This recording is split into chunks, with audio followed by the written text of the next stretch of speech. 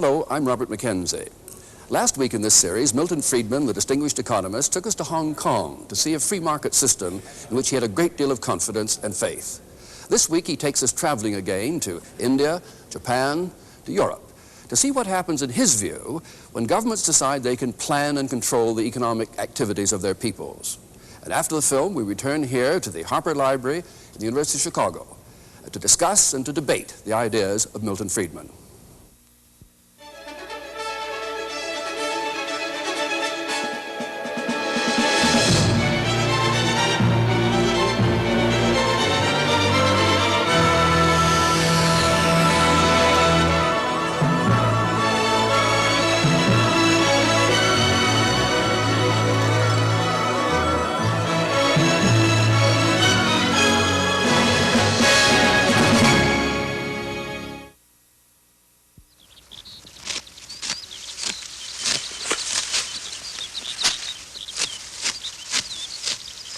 It's harvest time, and Japanese farmers gather their crops for the rice market in Kyoto. Of course, they'll try to get as much for it as possible, and the buyers will try to buy it as cheaply as possible. That's how markets are supposed to work. That's what Adam Smith, the Scotsman who turned economics into a modern science, observed 200 years ago. He observed something else, too. In every country, it is always and must be in the interest of the great body of people to buy whatever they want of those who sell it cheapest. The proposition is so very manifest that it seems ridiculous to take any pains to prove it. Nor could it ever have been called in question had not the interested sophistry of merchants and manufacturers confounded the common sense of mankind. Their interest is, in this respect, directly opposite to that of the great body of people. Adam Smith's flash of genius was to see how prices that emerged in the market, the prices of goods, the wages of labor, and the cost of transport, could coordinate the activities of millions of independent people, strangers to one another, without anybody telling them what to do.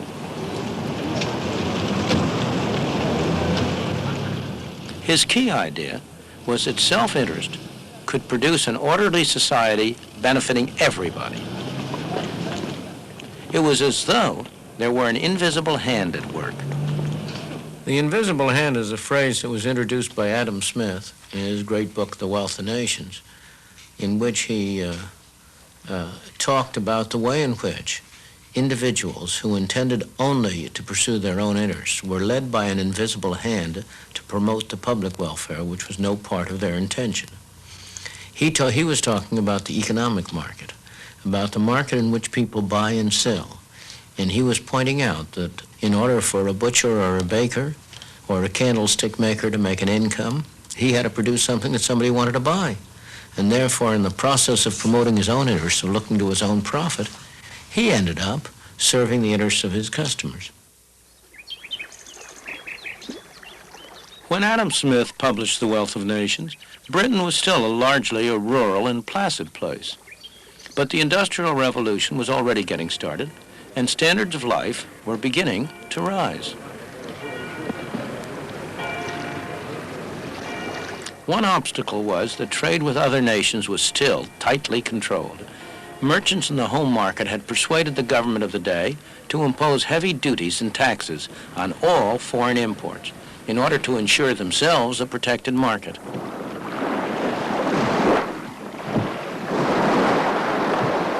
One of the results was to turn Britain into a nation of lawbreakers.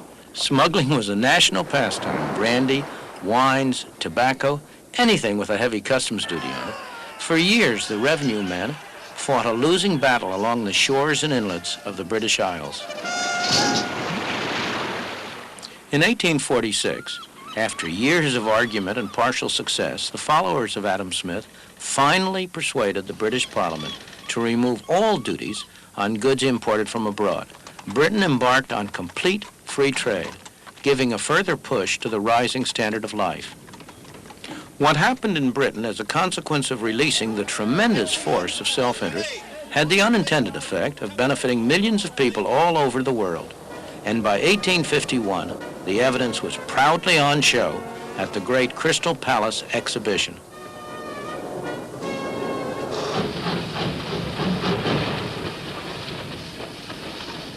Free trade enabled Britain to become the workplace of the world.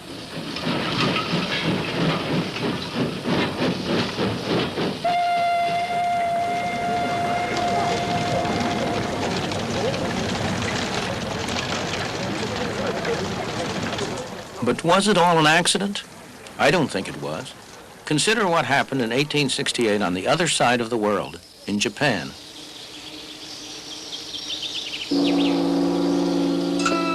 For the preceding 300 years, the Japanese had lived in almost complete isolation. They had discouraged visitors from other nations, especially from the West. The result was that by the standards of the West, Japan was backward. It was a feudal society with lords and serfs, and woe betide anyone who tried to change the order of things.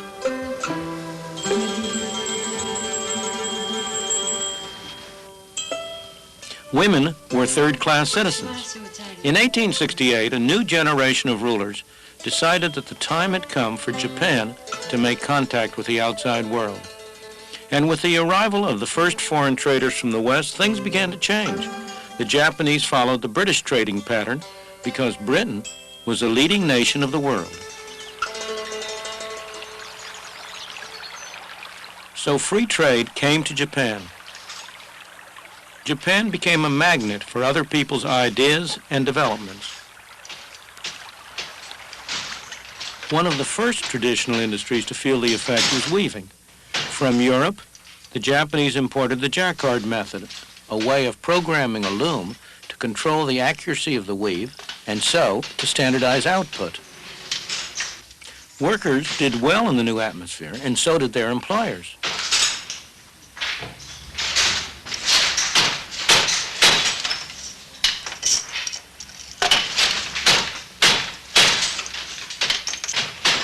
The adoption of mass production techniques meant that workers were able to move out of the traditional industries and into the new industries, which all added to the trade boom.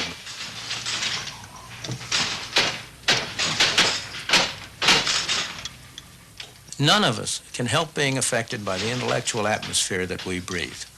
In the middle of the 19th century, when Japan ended her self-imposed isolation and entered the modern age, it never occurred to her leaders to follow any other course than that of free enterprise and free markets. That was the intellectual atmosphere of the time, created by Britain's success in applying the principles of Adam Smith. In 1948, when India achieved independence, her leaders had all been trained in Great Britain. They had sat at the feet of Harold Laski and his associates at the London School of Economics, or of their counterparts at Oxford and Cambridge. It never occurred to them to follow any other course than that of central planning and government control. That was the intellectual atmosphere of the time.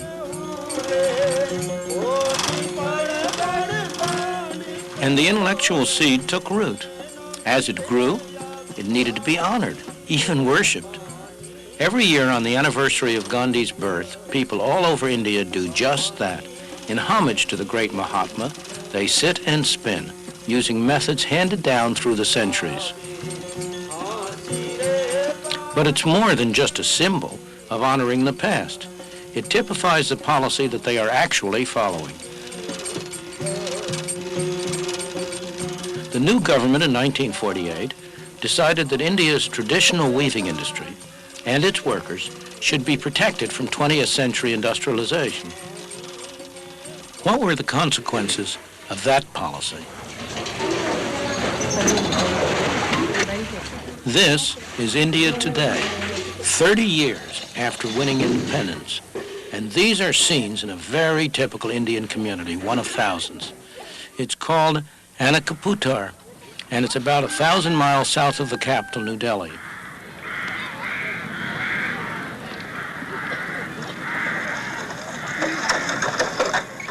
This is not the kind of life the government intended to perpetuate, but it is one result of their policy. By subsidizing the cotton that the villagers spin, And the cloth that they weave, they made it difficult for modern industry to develop.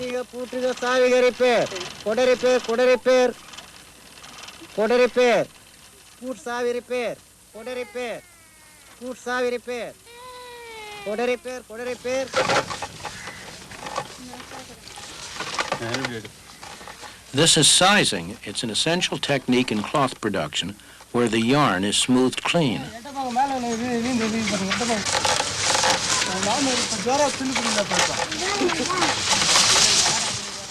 A modern machine could do the same thing in 1/100th of the time. The result of government planning to modernize industry is that the number of handlooms roughly doubled in the first 30 years after India's independence. Today, in thousands of villages throughout India, the sound of handlooms can be heard from early in the morning till late at night. In this village alone, there are more than 3,000 handlooms in operation. Since 1948, 3 generations of villagers have sat at these looms, making cloth with patterns that never vary, using methods that never change. There's nothing wrong with this activity, provided it survives the test of the market, provided it's the way in which these people can use their abilities and their energies most effectively. After all, in Japan, where the government has not specially encouraged the handloom industry, there remains a very small but very productive handloom segment. The trouble here is that this industry exists only because the government has subsidized and supported it, because it has, in effect, imposed taxes, direct and indirect, on the rest of the people of India, people who are no better off than these people are, in order to enable this activity to continue. Other industries, both textile industries and industries of a variety of kinds, have been restricted, explicitly kept back, prevented from providing more productive employment in order to make room for this industry. The effect has been to inhibit the development, to prevent the growth, to prevent the dynamic activity that could otherwise develop out of the energies and abilities of the people of India.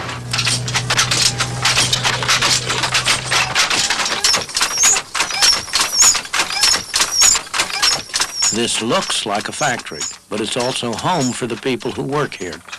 When they're not sitting at their looms, they eat and sleep in a corner of this hut.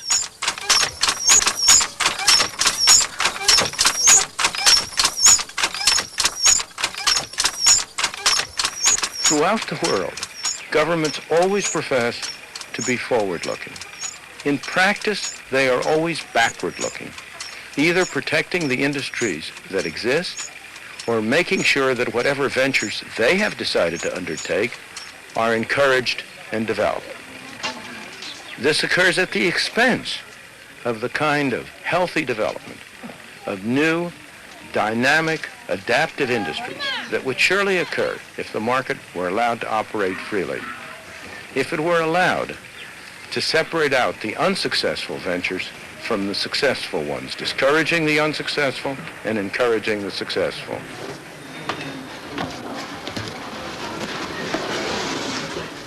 India has tremendous economic and human potential, every bit as much as Japan had a century ago. The human tragedy is that in India, that potential has been stifled by the straitjacket imposed by an all-wise and paternalistic government. Central planning in practice has condemned India's masses to poverty and misery.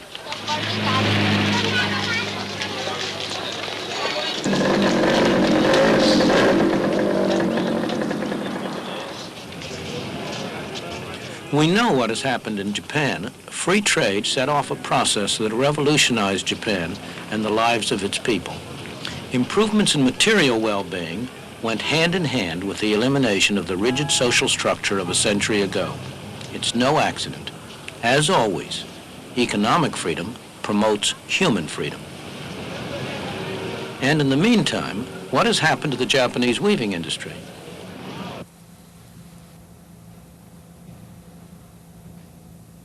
This is how textiles start life in a Japanese weaving shed today, a design for cloth is placed on a drum.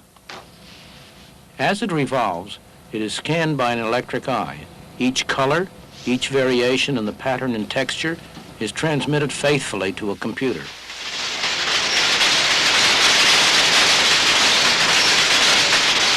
It's all that the modern loom of Japan requires.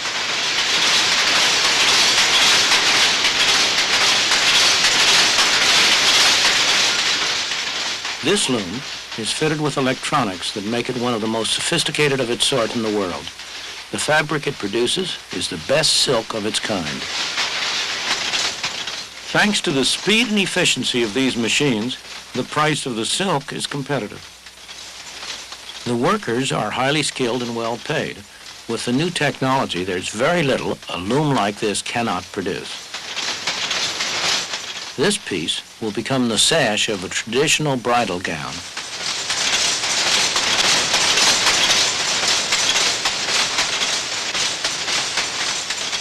These are machine-made products, but by any standards, they are beautiful. They can stand comparison with the very finest work of the hand loom. And it's not merely the end product itself that's remarkable.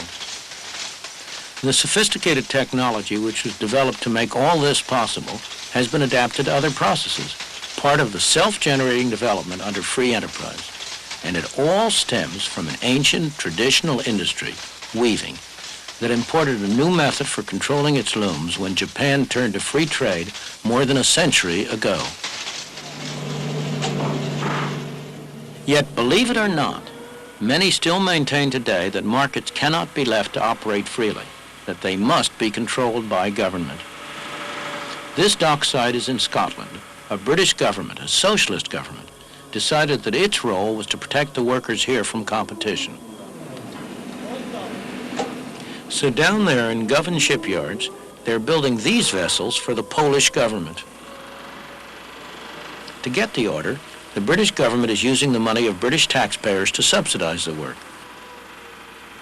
In other words, British people are making these ships in order to sell them at a loss to the Poles. Not only the Poles, but also we in America benefit from this kind of philanthropy. The steel industry in the United States makes a fine product. Other countries do too. And their steel is often cheaper, sometimes because their taxpayers subsidize it. So why shouldn't the American consumer buy steel wherever he can get it cheapest, at home or abroad? The American steel industry works very hard, trying to persuade us that it's not in our self-interest to buy in the cheapest market. They urge the government to restrict what they call unfair competition, though of course they recognize that there are dangers in this. The dilemma of asking our government for assistance in this problem of unfair competition bothers many of us because the sword does cut both ways. But we believe that what we have attempted to do is far different than the kinds of direct government involvement that occur in many of the foreign nations around the world, where the governments provide direct financial assistance in the form of either ownership or loans or subsidies in some fashion or another. What we have attempted to do is simply to get our government to enforce United States laws against unfair competition that have been on the United States books. We draw a clear distinction between that and, for example, the several $100 million that the French government has granted to the French steel companies, or that the British Steel Corporation has received $1.3 billion for capital investment this year. So that while we are uneasy in any way interfacing with our government in what we traditionally believe are the free enterprise prerogatives, yet what we're only asking for is that the government enforce the laws that our Congress has passed. And I'm not sure that that's really any different than asking someone to arrest someone that commits a crime. I don't think we would be accused of being reactionary if we reported somebody who was stealing to the police, if it were in violation of a U.S. law. We think that we're doing exactly the same thing when we bring cases against foreign producers who we believe are violating U.S. laws.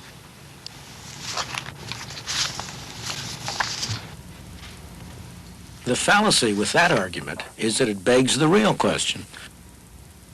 Why should there be laws that in effect prevent you and me from buying in the cheapest market?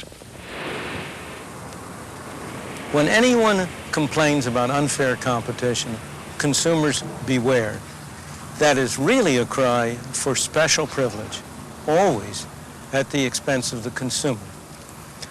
What we need in this country is free competition. As consumers buying in an international market, the more unfair the competition, the better. That means lower prices and better quality for us.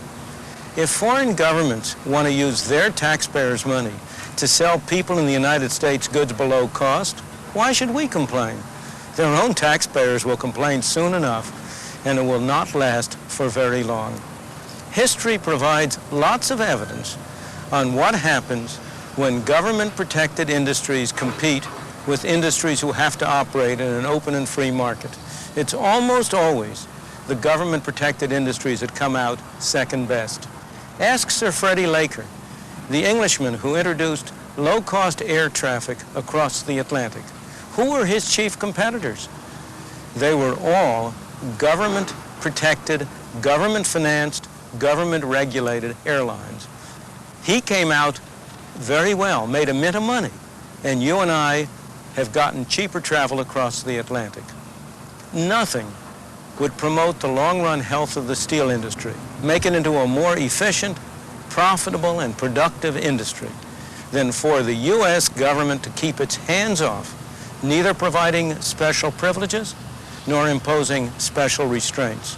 And what's true for the steel industry is true for every other industry in the country.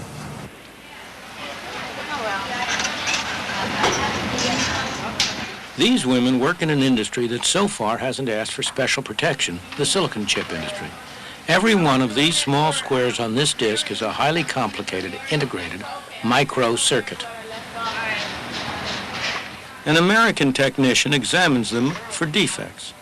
It's highly skilled work, and she's had a lot of training. When she's done her job, the rejects will be separated from the rest, and the good circuits will be packed up and sent halfway round the world to Malaysia.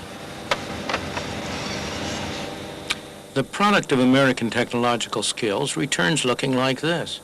Each microcircuit has been enclosed in ceramic by a Malaysian worker who is highly productive at this sort of work, but the Malaysians are not able to test their products. So back they come here to America to be fed into these machines. American engineers are good at producing sophisticated machines. In an operation that lasts a fraction of a second, these machines can test every circuit, can grade it for quality, and then can sort it into one of 6 different categories of reliability. The invisible hand in this free market has done wonders for both the American girls and their Malaysian counterparts. And that's not the end yet, because American silicon chips are exported to many countries where foreign workers assemble them. The final product is then returned to our stores, so that you and I, the consumers, can benefit from $10 calculators, as well as from a lot of other electronic devices that not long ago simply did not exist.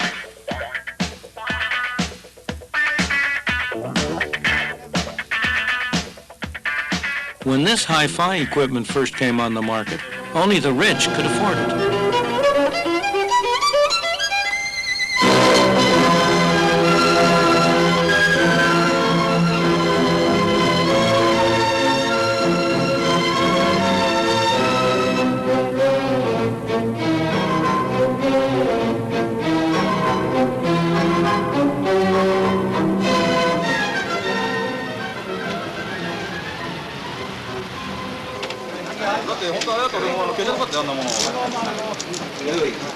But even when the international market in labor is seen to work to everyone's advantage, people still put up arguments against it.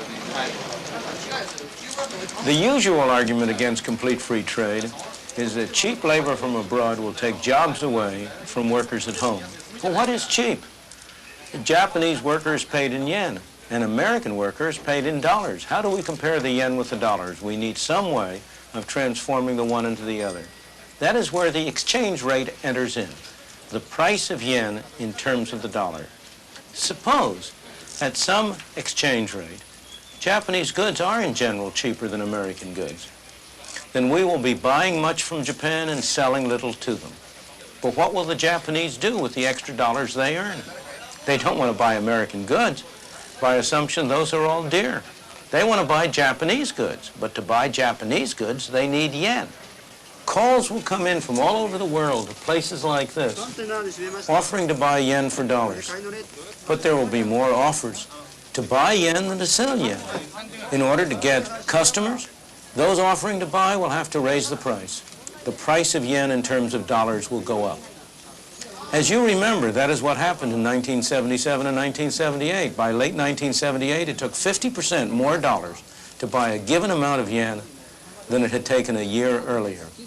But what happens when the price of the yen in terms of dollars goes up? Japanese labor is no longer so cheap. Japanese goods are no longer so attractive to American consumers.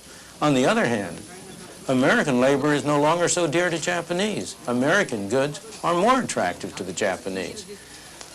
We will export more to them. We will import less from them. New jobs will be created in export industries to replace any jobs that might have been lost in industries competing with imports. That is how a free market and foreign exchange balances trade around the world when it is permitted to operate.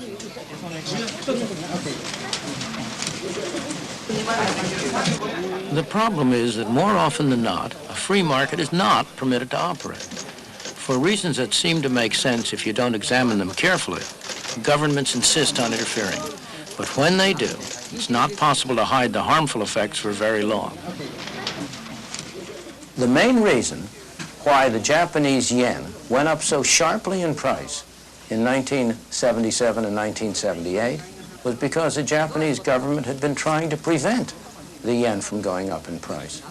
In the process, what might have been small disturbances were allowed to accumulate into a major gap in trade.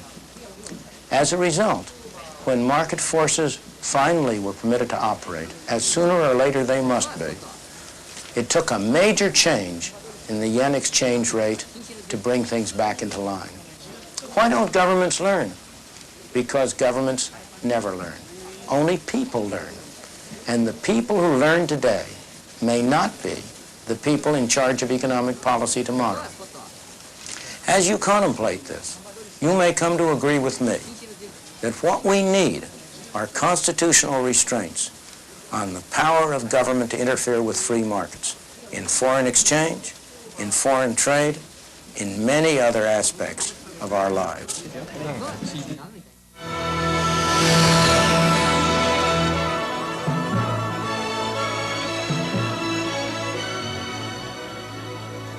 Now, here in Chicago, the special guests who've been watching that film have their say. This film has set me on edge.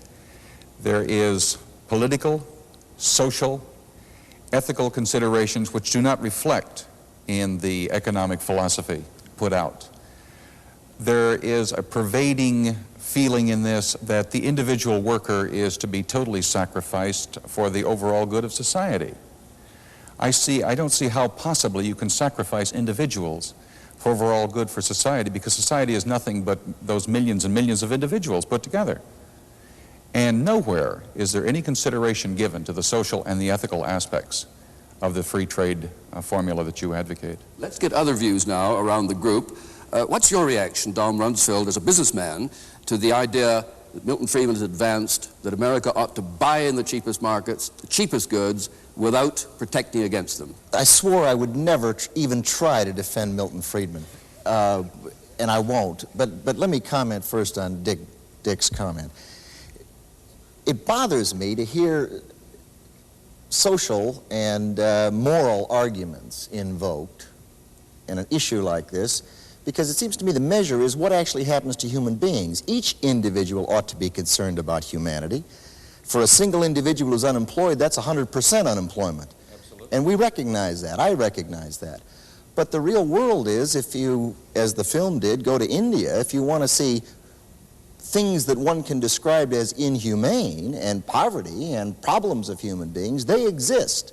And the test ought to be what works, what in fact will provide a circumstance that will be more dynamic and more productive in the world. It is true that in the long run we would all be better off with free trade. I agree with Milton. But it's the short run that matters. And in the short run there are serious adjustment problems. Now there's no question that the developing countries need access to markets such as American markets. And America needs them to export so that they can export more to developing countries. American exports to developing countries have moved from something like 20% of total exports to 30% over the last 10 years. But the adjustment is important because what is happening at present is that it's not just a random group of workers that is affected by this trade. It's the most disadvantaged and underprivileged workers in America which are being affected. And they are by and large women and members of minorities in garments, in electronics. And I think that the adjustment consists of action on both the developing and the developed country sides. But let's take the American side. On the American side, the unions and industry, I think, have to get off discussion about moral issues and get their act in order. I couldn't agree more with Helen. I think there is a very valid income distributional problem involved here. Certainly society gets better off. Consumers get better off as a result of cheaper imports, and I'm all for that, and there I agree completely with Milton.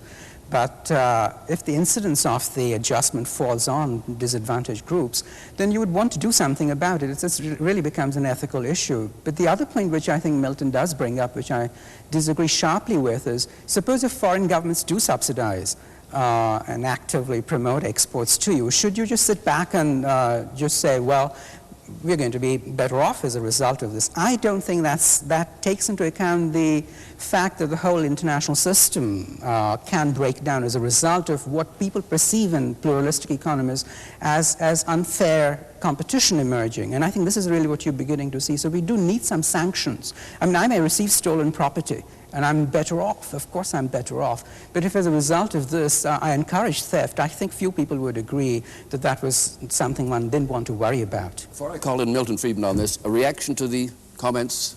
Yes, really to Don and to Helen. Don, you choose to set aside, or you appear to choose to set aside the social and the ethical considerations. And not at all. What I said was you have to put the fact on a scale that there are social and ethical considerations with a free market or without one. And the tendency is for people to invoke morality only on their side and not to recognize that there are problems of human being in this world that are going to occur in each case, and the measure or the test ought to be what actually happens out there and address that question. But you must also very much consider the social aspect of this situation. Helen's comment, the short-term displacement. I have a question for Milton at this point. How long do you put as a timetable on the displacement of these people, of these workers? 5 years, 10 years, a generation? How long will it be before overall society, balances itself out and the individual is no longer hurt? Let me take your last question first and then go to your basic question. I have always been in favor of phasing out tariffs over a 5-year period, a 20% reduction a year for 5 years to give people time to adjust. Now to your fundamental issue. I thought I had heard every objection to my views imaginable, but you are the first one who has ever accused me of putting the interests of society as a whole ahead of the interests of individuals. If there's one element in my social philosophy, in my ethical philosophy that's predominant, it is that the ultimate unit is the human being, the individual, and that society is a means whereby we jointly achieve our objectives. I would argue that the social and moral issues are all on the side of free trade, that it is you and people like you who introduce protection, who are the ones who are violating fundamental social and moral issues. Tell me, what trade union represents the workers who are displaced because high tariffs reduce exports from this country? Because high tariffs make steel, for example, or other goods more expensive. As a result, Those industries which use steel have have to charge higher prices. They have fewer employees. The export industries that would grow up to balance the imports, tell me, what union represents them? What moral and ethical view do you have about their interests? You still haven't answered my basic question. How long of a time period? How long of a frame? 5 years, 10 years, a generation? I said 5 years. And could we be clear, Milton, on this point? You're saying, though, that tariffs should be phased out over 5 years, regardless of the action of other countries. It's not a sort of negotiation. Regardless of the actions of other countries. So far, obviously, I would prefer to have other countries reduce their tariffs. But if they don't move, America should move. Absolutely. You go along with that, Don Ronson. In other words, you're against reciprocal. I'm not you against. favor getting to truly reciprocal trade, but you're willing to get there unilaterally. Yeah. It seems to me that it's probably worth moving in that direction. I don't know where I would stop. I am not... Well, it's a 5-year program. Will you buy that? Well, it seems to me that you get action-reaction. To the extent you're doing something that makes sense for human beings, presumably that would be persuasive with others. Presumably there would be a logical sequence where other countries would begin to sense that that had a certain degree of validity in the world. Will that happen, Helen Hughes? Providing you do something for the displaced workers in the country in which they're displaced. Because if you don't do something, if you don't take some action, and it's generally got to be government action, you will get such a backlash that you'll be back in the 30s with the sort of thing that happened with high unemployment. Milton, there's a direct challenge. What would you do about displaced workers, or let the slack be taken up by others? I believe that you have to separate and should separate sharply the issue of what you do about people in distress from how you handle the industrial system. I do not believe you ought to have a special program for displaced workers. What you ought to have, and what all societies do have, is some mechanism, voluntary or governmental, which will assist people in distress. We have another program in this series which deals with exactly that issue, and in which I come out, as you know, in favor of a negative income tax as a way to do it. But I think it's a great mistake to try to link it directly with tariffs. And the reason is that many people who are displaced are not in trouble. Many of those have good alternatives. Some of them will benefit from it. There are some who will be in distress, of course, but there are always people who are in distress for all sorts of reasons. In a dynamic society, demands are going up here, demands are going up there. There is no more reason, in my opinion, to have a special program for those who are displaced because of the changes in demand and supply on the international scene than because of the changes on the domestic scene. Quick reaction to that. Why would you want to return to a concept that this country had in 1900? Why would you want to return to where a few control the economic destiny of every working man and woman? It's exactly the other way, Mr. Deason.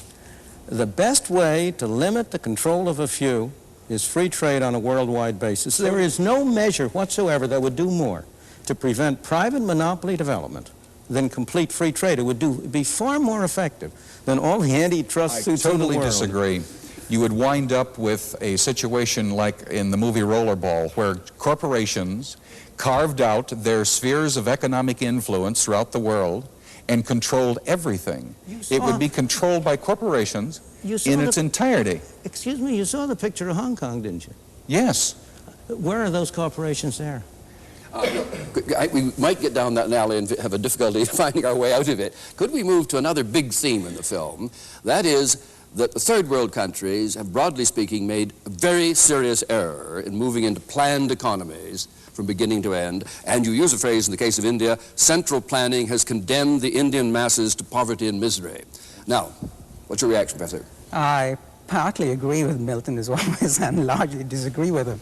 I think it is true that the invisible hand ought to be seen more in the poor countries than it is. And I would like to see the iron fist disappear. Unfortunately, it's the other way around. On the other hand, I think it cannot be maintained that laissez-faire is the answer either there's a necessary or a sufficient condition for development. Let me go to Milton's examples and refer to Japan. Japan is a prime example, actually, where the visible hand is invisible to everybody who's outside of Japan, but it's writ large on the wall for the Japanese. The Japanese government, right from the Meiji Restoration, has taken a very active interest in the development of the country. It has regulated technology imports. Even to this date, the government and business have a sort of strong symbiotic relationship. I think it's just the last. Highly paternalistic. And business is highly paternalistic. I don't think it's a valid example at all of what I believe was the implication of Milton's program. Let's begin to Helen Hughes. On this theme, has the third world made a disastrous mistake in almost unanimously moving into planned economies rather than the free market? Well, first of all, it hasn't almost unanimously moved into planned economies. Overwhelmingly so. Not even overwhelmingly. I mean, India is a large country, but the majority of developing countries are not centrally planned. They have some sort of planning. Secondly, some of the countries which have been most successful have had the highest government intervention. The best examples are Taiwan, Korea, Brazil, Singapore. And even in Hong Kong, which is often held up as an example of no government intervention, I mean, this is just not true. The Hong Kong government has provided the infrastructure, it has provided the roads and the ports and the schools, and it's been very important. But when you move to a country like Malawi or Papua New Guinea, you can't do without government intervention. There is nothing there. There are no entrepreneurs in place, and the American entrepreneurs are not interested in small places like that. I'm not in favor of no government intervention. I never have been. I point out in the film that what the government did in Hong Kong was very important. The question is what kind of intervention. And in the states you've described, in the places you've described where you've had success, governmental intervention has been of a rather special kind. It has provided infrastructure. It has not tried to determine the outline of industrial production, the areas in which industry should go, exactly what the allocation of. It has not gone in for central planning. Well, that's just not true in Korea. I mean, you're factually wrong, because in Korea, the government has it is true in Taiwan. It's fairly true in Taiwan, but not in Korea, which has grown faster than any other country, where Korean exports have been determined to a very large extent by direct government intervention. I think your point is, what sort of government intervention, what for, and what are the trade-offs between government intervention and the free market? These are the relevant issues. What is the role of government in relation to the market economy? How do you see it performing, Don Rumsfeld? Do you want to see governments, as it were, enforcing competition by chasing down monopoly, restrictive practices, and all the rest in the society? The record's clear that they don't do it well. They can't manage the... But does that mean they shouldn't do it at all? Take the wage price controls in the United States of America. I happen to have been involved, and I don't say it with any great pride. The real world is, I don't care about good intentions, I don't care about brains, I don't care about integrity. The fact of the matter is they're not smart enough to manage the wages and prices of every American, 215 million strong. They can't do it well. They do it poorly. And the weight of that is harmful. It's graphically shown in every document issued by the Council of Economic Advisors in the United States. But what about the additional question, though? Does the government properly, in this country or elsewhere, ensure competition by other devices? I'm not talking now about price control, wage control, but ensuring competition rather than permitting price fixing or agreements and monopoly. What do you feel about it? I feel the government properly acts in that area. The government must be there to ensure competition. The government's not smart enough. Look at the antitrust law. You talk about the implementation of antitrust regulations in the United States between the Department of Justice and the FTC. It's a patchwork mess. There isn't any logic to it. People don't know what to do. They can't get answers. They're inhibited from mergers and consolidations that would make a lot of sense from the standpoint of the consumer. And would make even more sense from the point of multinational corporations. I think that one of the points you're making is that it's very hard for the government to intervene in a very large country like India or the United States. But compare government intervention in some of the small homogeneous countries of Europe or a Singapore. And I think that's very important. Switzerland has a great deal of government intervention. Sweden Denmark, Norway. I've just quoted you the 4 highest income countries in the world. They do have intervention to try and protect the functioning of the market system and to make it more efficient. Milton is absolutely right that if you're talking about central planning, that has been disastrous, absolutely, in terms of having targeted industrial allocations and so on. I mean, there's absolutely no doubt in anybody's mind who has studied the problem over the last 20 years. In India, too. In India as well, very definitely. You advised on that, didn't you? No, not on centralized planning, no. That wasn't a fair question anyway. That's all right. I was over there as an advisor, too. I've been on the side of the angels on that for a number of years, to a point where I'm supposed to be a friend of Milton's there, which is disastrous. To give advice is one thing, to have it taken is a different one. I agree very much with what Helen Hughes has said, that the more homogeneous a country, the less harm a government will do by intervening. I don't believe it does positive good. I just simply believe it does less harm. But as to antitrust, I am in favor of the laws which make agreements in restraint of trade illegal.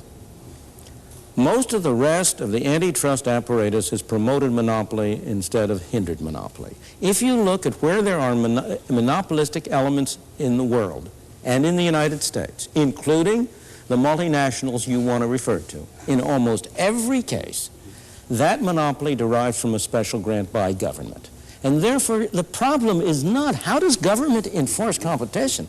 How do you keep government from setting up monopolies? That's the real problem if you look at the real world and not at the preamble or the language of antitrust measures and similar laws. How close are you to what Deason was saying a moment ago, though, in this area? He seemed to be arguing with you that there was a responsibility to make competition work. The responsibility is to set up a framework of laws and of arrangements under which competition will flourish.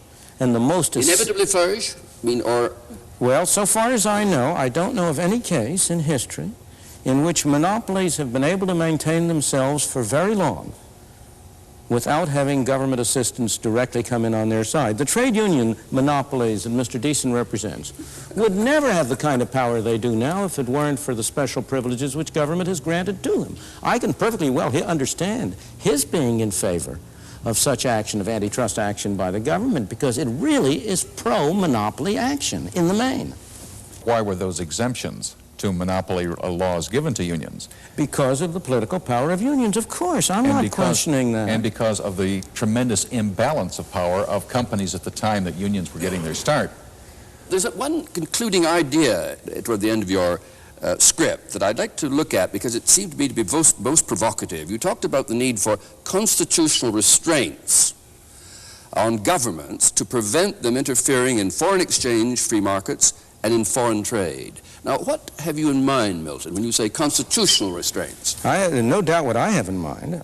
If I could persuade the public, I would like it to adopt a constitutional amendment strictly parallel to the constitutional prohibition in the text of the Constitution against the central government, against state governments imposing tariffs or imposts. I would like to have a constitutional amendment which would read, the Congress shall not impose any taxes on imports or give any subsidies to exports, except such as may be necessary. I think the wording of the Constitution is that the states are permitted to do it if it's necessary for inspection.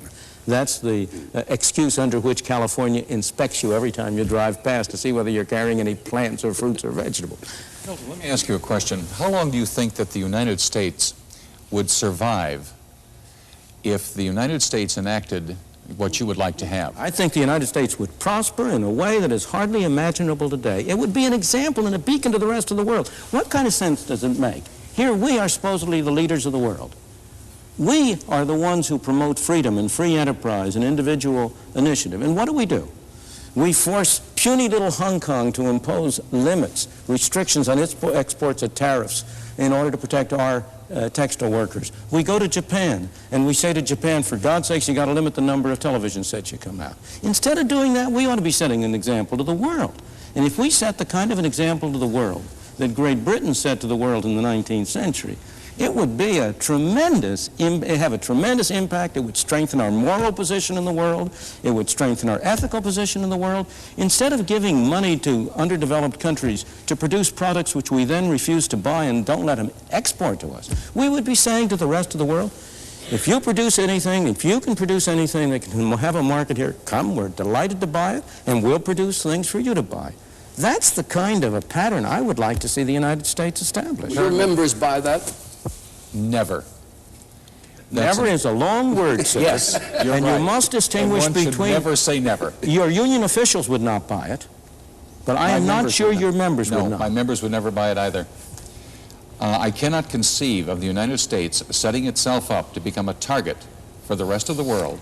It's not a target. There would be absolutely nothing that would require or compel any other country to enact any reciprocal agreements relative to tariffs. That's right. And until such time as they had succeeded in dumping in the United States, and I use dumping in the broadest sense of the word, any and every product, either government subsidized by a foreign government, either put there because of multinational corporations' manufacturing facilities in a foreign country, until they had succeeded in absolutely draining us dry.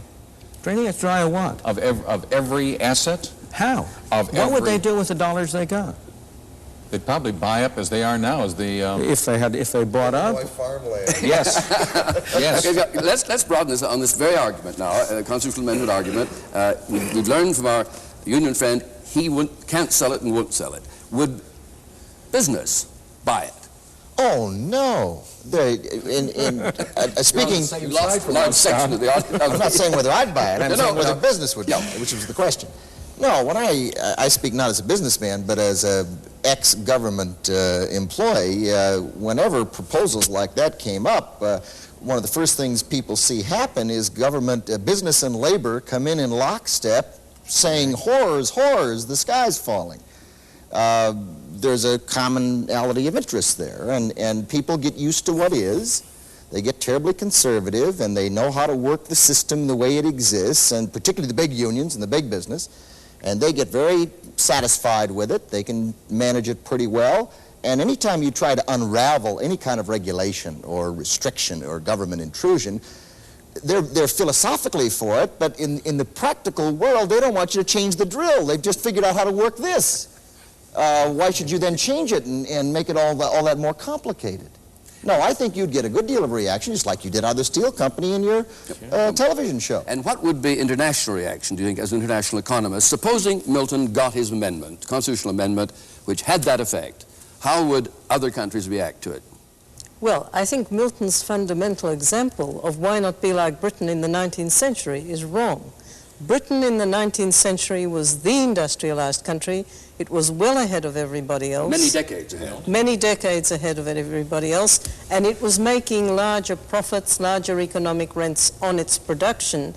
And it was doing it at very great cost to the workers in Britain. The workers in Britain were greatly exploited under those circumstances, and we don't want to go back to that. The international situation is much more complex. There are countries at different levels of development, countries with different social systems, and countries with different social objectives. So I think that the solution, is wrongly founded, and it's millenarian, it's utopian. I think that we have to think of a much more realistic process of discussion, negotiation, such as has taken place through GATT, to get to where we're going without hurting the people who pay for the adjustment, and that is basically the workers, not the economists. Yep. Could I just comment briefly? I worry about the argument that because of the complexities of international relations, that therefore they must be planned and managed. By definition, we're not capable of managing the world economy.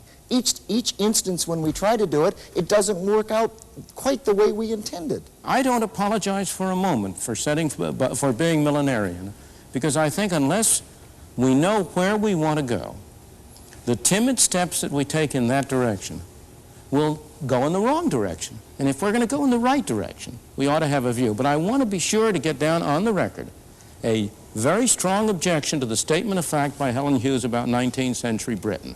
I believe it is simply wrong. The workers were not exploited. The studies that have been done recently have shown over and over again that the 19th century was a period in which the ordinary English worker experienced a very rapid and very substantial rise in his standard of life. England does not stand alone. Japan had complete free trade for 30 years after the Meiji Restoration. Japan in more recent years has not. Japan in more recent years is not an example I would cite.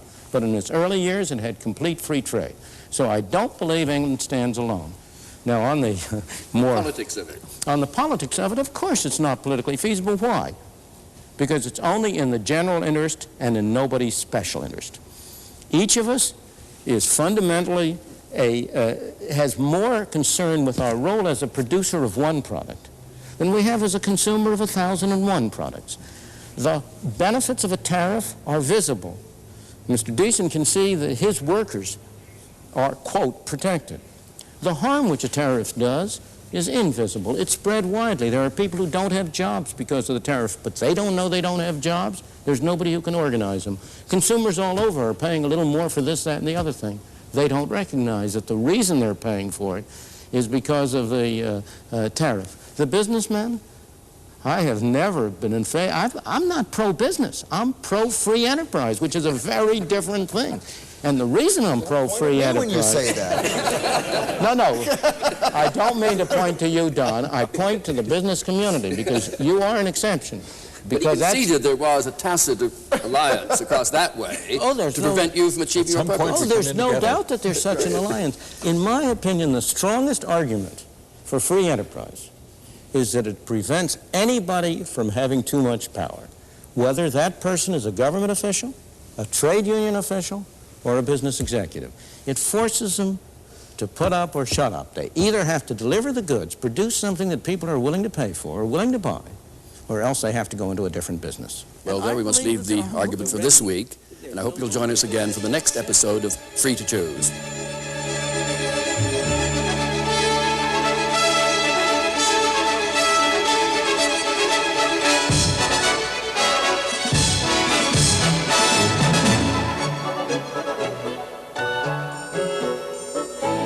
"50 years ago, the worst economic depression in history changed the course of the world. Did it have to happen, or could it have been avoided? For the first time on television, Milton Friedman gives his account of the inside story of the desperate years that changed the world. That's next week on Free to Choose. Don't miss it.